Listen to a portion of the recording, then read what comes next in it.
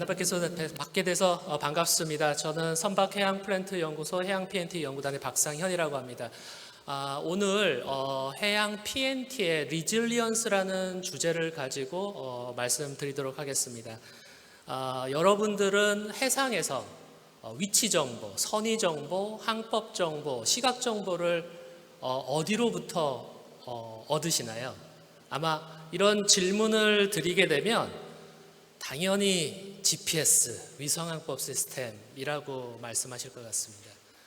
저희들이 지금 사용하고 있는 위성항법 시스템은 지금 슬라이드에서 보시는 것과 같이 미국에서 운영하고 있는 GPS뿐만이 아니라 러시아에서 운영하고 있는 글로나스, 그리고 현재 유럽연합에서 시험 서비스를 하고 있는 갈릴레오, 그리고 가까운 우리 옆에 중국에서 지금 본격 서비스를 하고 있는 BDS, 저희들이 이제 바이두라고 불리는 시스템들을 저희들은 들 수 있을 것 같습니다. 지금 말씀드린 이런 4개의 시스템들은 모두 다 전지구 서비스를 하고 있습니다. 그리고 슬라이드에 추가로 되어져 있는 인도의 내비기라든지 그리고 일본의 QGSS 같은 시스템들은 자국과 그 근처를 서비스하고 있습니다. 이러한 위성항법 시스템은 아마도 저희들이 24시간 그리고 전지구 어디에서나 아주 손쉽게 그리고 무료로 사용할 수 있기 때문에 저희들이 PNT 정보를 얻는데 이용하는 대표적 시스템이다라고 말씀드릴 수 있겠습니다.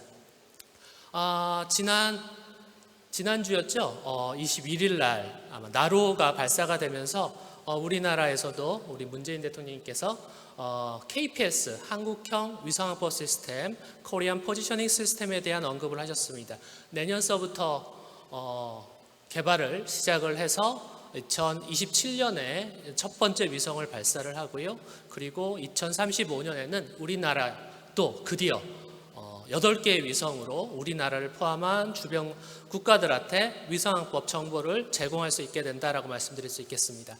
현재는 IMO에서 승인을 받은 위성항법 시스템은 GPS, 글로나스, 갈릴레오, 그 다음에 중국의 바이두, 그 다음에 내비기였습니다. 지난 몇 주 전에 IMO MSC 104차 회의에서 승인된 바와 같이 일본의 QGSS도 곧 우리 해상에서 쓸 수 있는 위성항법 시스템이 된다라고 말씀드릴 수 있을 것 같습니다.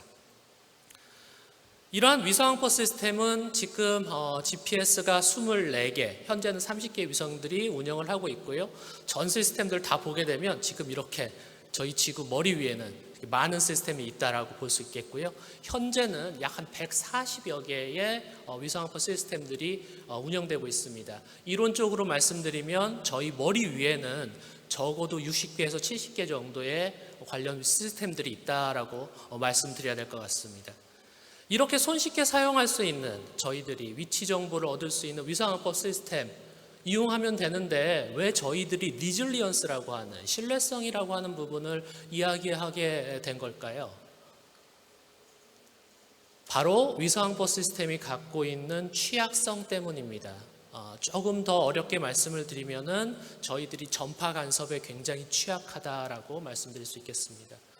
우리나라는 2010년도서부터 2016년도까지 크게 4차례의 전파 교란이 발생했었고 이 사고로 인해서 정말 많은 피해를 입었었습니다. 2016년도 사례를 보게 되면 저희 전 해역에서 서해, 동해 전 해역에서 발생을 했었고요. 그리고 당연히 솔라스 선박뿐만 아니라 어선과 같은 난솔라스 선박도 크게 피해를 입었습니다. 조업을 못 나가는 상황까지 벌어졌고 좀 더 나아가서는 통신 그리고 항법 시스템들이 모두 다 사용을 못하게 되는 상황이 벌어졌습니다. 이런 상황들에 대해서 어떻게 대비할 것이냐라고 하는 게 크게 화두가 됐었고요. 해외에서도 이와 유사한 많은 사례들이 발견이 됐었습니다. 지금 보시는 슬라이드에 왼쪽에 보시는 미국의 홈랜드 시큐리티에서 국토안보국에서 발표한 자료에 따르면 재미있는 결과입니다. 뉴욕 근처에 있는 항구인데요. 지금의 대부분의 항만들은 자동화가 되어 있습니다. 그래서 크레인이 자동으로 하역을 하도록 되어져 있는데 이 하역 시스템들이 모두 다 위성항법 시스템 GPS 기반으로 되어져 있습니다. 그런데 7시간 동안 항만 하역을 못하는 사고가 발생을 했습니다. 그 이유가 뭐냐? GPS를 수신할 수 없어서였고요. 원인을 밝혀보니까 컨테이너 안에, 수출되는 컨테이너 안에 저렇게 보시는 것처럼 고급 스포츠카가 있고 그 고급 스포츠카의 위치 추적이 안 되게 하게끔 하기 위해서 제머, 전파 교란기가 있었던 겁니다. 다시 말씀드리면 저런 고급차를 절도를 해서 훔쳐서 이거를 해외에 파는 과정 속에서 위치 추적이 안 되게 하기 위해서 지금 보시는 것과 같은 C가잭 형태의 제머를 이용했기 때문에 벌어진 사건이었고요. 그런 사건 외에도 그 오른쪽 하단에 보시는 바와 같이 지금 북해, 유럽연합의 북해 쪽입니다. 유럽 쪽에 북해 근처에서 굉장히 많은 전파 교란 사고들이 발생을 했었습니다. 자, 그렇다면은 이런 전파 교란이 과연 굉장히 어렵게 이루어지는 걸까요? 그렇지 않다라는 겁니다. 제가 여기 프레젠테이션 자료를 만들기 전에 간단하게 제가 구글링을 해봤는데요. 이베이에서 구글링을 하더라도 지금 보시는 것과 같이 C가잭 형태 차에다가 꽂을 수 있는 저런 GPS 교란기, GPS 제머를 쉽게 구매를 할 수가 있습니다. 조금 더 나아가서는 단순히 위성항법 시스템을 사용하지 못하게 되는 그런 것뿐만 아니라 위치 정보를 아예 다른 정보로 속이는, 기만을 하는 스푸퍼에 대한 그런 위험들도 지금 크게 대두되고 있습니다. 그래서 오른쪽에 보시는 거는 2015년도라고 기억이 되는데요. 해커 컨퍼런스가 있습니다. 그래서 라스베가스에서 있었던 해커 컨퍼런스에서 GPS 스푸퍼라고 하는 걸 실제로 튜토리얼 과정에서 밝혔던, 프레젠테이션 했었던 그런 내용이 되겠습니다. 정말 그러면은 GPS 제밍이라고 하는 상황은 뭐 우리도 겪었으니까 아는데 정말 GPS 스푸퍼, GPS 위치 정보가 다른 정보로 바뀌는 경우가 있느냐? 대표적인 해상에서의 사례입니다.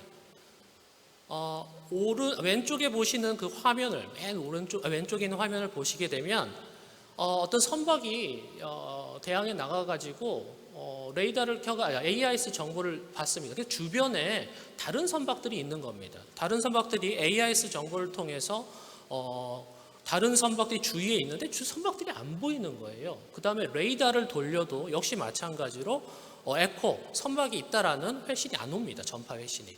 그래서 그때의 GPS 위치 정보와 그때의 GPS 상태들을 저렇게 캡처를 해서 찍어서 미국에 있는 MIT 대학에 보내게 됩니다. 결론은 GPS 스푸핑. GPS 정보에 뭔가 문제가 있다라는 결론이었습니다. 왜냐하면 지금 GPS 그 위치 정보를 있는 그 화면을 보시게 되면 가장 크게 이상한 점을 발견하실 수 있습니다. 선박의 위치가 민시 레벨 밑에, 다시 말씀드리면 안테나 하이트가 마이너스 39m로 되어져 있습니다. 그러니까 바다 밑에 선박이 있다는 얘기가 되겠죠. 좀 이상한 거죠. 두 번째로는 위성들, GPS 위성들의 신호의 세기가 굉장히 일률적입니다. 크기가 거의 신호 세기가. 실제로는 GPS 신호를 받게 되면 신호 세기가 그렇게 일률적이지 않습니다. 네, 이런 것 외에도 2020년도에 종합적으로 보고된 다양한 스푸퍼에 대한 사례들이 있었고요. 캘리포니아 앞바다에서는 저렇게 실제로 배가 서클링하고 있다, 저렇게 움직이고 있다라고 하는 허위 정보들이 막 올라옵니다. 하지만 실제로는 저기에는 그 선박들이 없었습니다. 다시 말씀드리면 이러한 것들이 전부 다 GPS 위치 정보를 못 받게 하는 게 아니라 나온 위치 정보가 아예 기만이 돼서 다른 위치가 되게끔 됐다라고 말씀드릴 수 있겠고요. 간단하게 저희가 이제 저희 랩에서 한번 스푸핑을 한번 해봤습니다. 지금 보시는 그림은 미국에 있는 코닥 시어터고요. 제가 사진을 찍었습니다. 아시는 것처럼 사진을 찍게 되면 이렇게 밑으로 올리면 그 사진을 어디서 찍었는지 알 수가 있겠죠. 그래서 사진을 찍고 밑으로 올려서 제가 어디서 찍었는지를 봤습니다. 미국 방금 전에 보셨던 옆에 보시는 헐리우드에 있는 워크 오브 페임입니다. 하지만 제가 저 사진은 제가 근무하고 있는 선박해양 플랜트 연구소 대전에서 원래는 찍은 정보예요. 쉽게 말씀드리면 저희가 사용하고 있는 스마트폰도 역시 마찬가지로 위상법 시스템을 이용하기 때문에 충분히 스푸핑이 가능하다라고 하는 것을 말씀드리고 싶습니다. 거기에 따른 미국과 유럽연합에서 얼마나 이렇게 위상법 시스템을 사용하지 못하게 되거나 기만이 되면 피해가 있는지에 대한 분석들을 많이 했었고요. 이것들은 슬라이드를 그냥 나중에 참조하시면 되실 것 같습니다. 이러한 상황 속에서 메라타임 분야에서 어떻게 하면은 PNT, 위치, 항법, 타이밍 정보를 어떻게 신뢰성 있게 확보할 거냐라고 하는 것과 관련해서 많은 연구들이 이루어졌고, 특히 우리나라에서는 보시는 것과 같이 이로란과 관련된 연구들이 이루어졌습니다. 그래서 이 이로란과 관련된 연구 관련해서 저희들이 동영상이 있습니다. 그래서 이 동영상 잠깐 보시면은 도움이 되실 것 같습니다. 동영상 재생 좀 부탁드리겠습니다. 운전자 없이 달리는 자율주행 자동차, 하늘을 나는 드론 택시, 영화 속에서나 가능할 것 같았던 일들이 어느덧 우리 생활 속으로 들어오기 시작했죠. 여기에 꼭 필요한 데이터, 바로 위치 및 시각 정보입니다. 포지션, 내비게이션, 타이밍의 앞글자를 따서 PNT라고 하는데요. 매일 사용하는 대중교통 어플이나 자동차 내비게이션부터 이동, 물류, 분사 등 정말 광범위한 분야에 활용되고 있죠. PNT 정보는 현재 흔히 GPS라고 하는 위성항법 시스템에 의존하고 있습니다. 사실 위성항법 시스템은 신뢰도 측면에서 약점을 가지고 있습니다. GPS는 상공 약 2만 킬로미터에 위치한 인공위성으로부터 신호를 수신하기 때문에 신호 세기가 매우 미약하여 전파 간섭이나 교란에 취약할 수밖에 없습니다. 날씨 등 환경에 영향이 있을 뿐더러 최근에는 고의적인 전파 방해 시도도 늘어나는 추세죠. 우리나라도 지난 몇 년 동안 의도적인 GPS 전파 교란으로 인해 일부 휴대전화에 장애가 생기고 조업 나간 어선들이 피해를 입은 일이 수차례 있었는데요. 자율주행이 상용화되는 4차 산업시대에서의 위치 정보 교란은 훨씬 더 큰 피해를 가져올 수 있습니다. 우리나라는 4차 산업혁명 시대를 준비하는 데 앞서 GPS의 취약점을 보완할 차세대 항법 시스템에 주목하고 있습니다. 그중 하나가 지상의 송신탑 신호, 즉 지상파를 이용한 첨단 지상파 항법 시스템 이로란입니다. 지상파만으로도 위치 및 시각 정보를 수신할 수 있기 때문에 주 항법인 위성 시스템에 문제가 있더라도 PNT 정보를 중단 없이 이용할 수 있습니다. 이로란 기술은 3개 이상의 지상 송신국으로부터 100kHz 대역의 고출력 저주파소 펄스 신호를 수신하여 위치를 결정하는 지상파 기반 PNT 기술입니다. 위성항법 시스템이 개발되기 전부터 선박 항해에 활용되던 로란시 기술을 개선한 것으로 오차 범위 20m 이내의 위치 정확도와 100나노세컨드 이내의 시각동기 성능을 제공합니다.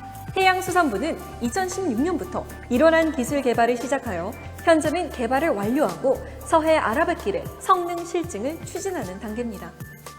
이제 이로란 시스템이 실제 GPS 전파 교란 상황에서 어떻게 동작하며 선박의 항해에 어떻게 도움이 되는지 알아보겠습니다. 이로란 테스트베드 서해 아라뱃길에 선박의 전파 교란 상황을 가정하여 성능 시연 시나리오를 구성하였습니다. 이 선박에는 GPS 단독 수신기와 GPS 이로란 통합 수신기가 각각 설치되어 있습니다. 선박 외부에 설치된 GPS 안테나와 이로란 안테나가 각각 위성항법 신호와 지상파 항법 신호를 수신합니다. 각각의 수신기에서 출력되는 위치 정보가 선박 내비게이터 장치에 표시됩니다. 먼저 제밍 장비, 즉 전파 교란 장치를 사용해 선박의 GPS 시스템을 무력화해 보겠습니다. 제밍 장비가 GPS 위성 신호보다 강한 신호로 전파를 교란하면 선박의 내비게이터에서 GPS 신호가 사라지고 위치 정보가 제공되지 않습니다. 반면 이로란 수신기는 GPS 교란에도 안정적으로 선박의 위치를 알려주고 있습니다. GPS 수신기는 전파 교란을 중지하고 나서야 다시 정상적으로 동작합니다. 두 번째로는 GPS 해킹 장비를 사용해 선박의 위치를 해커가 원하는 방향으로 유도하는 스푸핑 공격을 시도해 보겠습니다. 스푸핑 공격을 받은 GPS의 신호와 위치 정보는 정상적인 것처럼 보이지만 실제로는 해커가 의도하는 대로 유인되고 있습니다. 스푸핑 공격으로 인해 내비게이터상 선박의 도로 위를 질주하는 상황이 발생한 건데요. 하지만 이로란 수신기는 선박의 실제 위치를 안정적으로 알려주고 있습니다. 이렇게 GPS에만 의존하여 항해할 경우 제밍과 스푸핑을 통해 바다 위 선박이 자신의 위치를 파악하지 못하게 만들거나 해커가 의도하는 방향으로 유도하는 등 심각한 위험을 초래할 수 있습니다. 하지만 GPS 1호란 통합 수신기를 탑재한 선박은 이러한 위험을 사전에 방지할 수 있습니다. 해양수산부는 2022년까지 신규 1호란 송신국을 구축하여 전파 교란에 취약한 서해 접경 지역 선박을 대상으로 우선적으로 항법 서비스를 제공하고 단계적으로 이용 범위를 확대할 계획입니다. 또한 1호란을 통한 정밀 시각 동기 정보를 2021년부터는 1 마이크로세컨드, 2023년부터는 GPS 수준의 100 나노세컨드 성능으로 제공함으로써 국가 시각 동기원으로 활용할 예정입니다. 지상파 기반 1호란 시스템은 선박, 드론 등 이동체의 안전 항법과 금융, 전력, 방송, 이동통신 분야 고정밀 시각동기 등 산업 전반에 국가보조 PNT 시스템으로 활용돼 공공안전 기능 강화에 기여할 것입니다. 아울러 해양수산부는 전 세계적으로 관심이 집중되고 있는 1호란 기술에 대한 국제표준을 선도해 국내 산업의 경쟁력을 강화하고 세계 시장을 선점해 나가겠습니다. 네, 지금 보신 바와 같이 운영 중인 즉 1호라는 시스템은 기술 개발이 완료돼서 현재 대한민국 해양수산부에서 서해 북부 지역에서 지금 시험 서비스를 현재 하고 있다라는 말씀 드리겠습니다. 그럼 해외에서는 어땠느냐? 앞서 프리젠터가 말씀드린 바와 같이 유럽 연합의 엑시스 프로젝트에서 제일 먼저 여기에 대한 피저빌리티 스터디가 있었습니다. 다시 말씀드리면 현재 우리나라에서 시험 서비스를 하고 있는 1호란뿐만이 아니라 해상에서 현재 이용하고 있는 통신 시스템들, 다시 말씀드리면 중파 비콘 그리고 AIS, 즉 중파와 VHF 대역의 통신용으로만 사용하고 있는 인프라들을 레인징, 다시 말씀드리면 PNT용으로도 써보자라고 하는 연구들, 피저빌리티 스터디가 되었었고요. 이 엑시스 프로젝트가 있은 다음에 알모드 발틱 프로젝트를 통해서 테스트베드, 즉 발틱해에서의 테스트베드를 만들고 실증하고 있는 사업들을 현재 진행을 하고 있습니다. 우리나라 역시 1호란 기술 개발 시험 서비스와 더불어서 알모드, 앞서 말씀드렸던 중파 비콘이나 아니면은 AIS, VHF 대역의 레인징 시그널로 바꾸는 이러한 기술 개발을 열심히 하고 있고요. 이를 통해서 현재는 20m의 정확도인데 IMO에서 요구하는 10m 이내의 정확도를 만족하는 인프라, 그리고 거기에 맞는 선박 탑재용 장비를 개발하기 위해서 열심히 노력하고 있습니다. 아마도 2023년 경이 되면 실제로 저희가 실제로 목도할 수 있지 않을까 생각이 들고요. 더 나아가서 관련된 표준화가 IMO, IR를 통해서 이루어지고 있고 이러한 부분들이 국제 협력을 통해서 좀 더 가속화될 필요가 있다라는 말씀을 드리겠습니다. 네, 오늘 발표 이상 마치겠습니다. 감사합니다.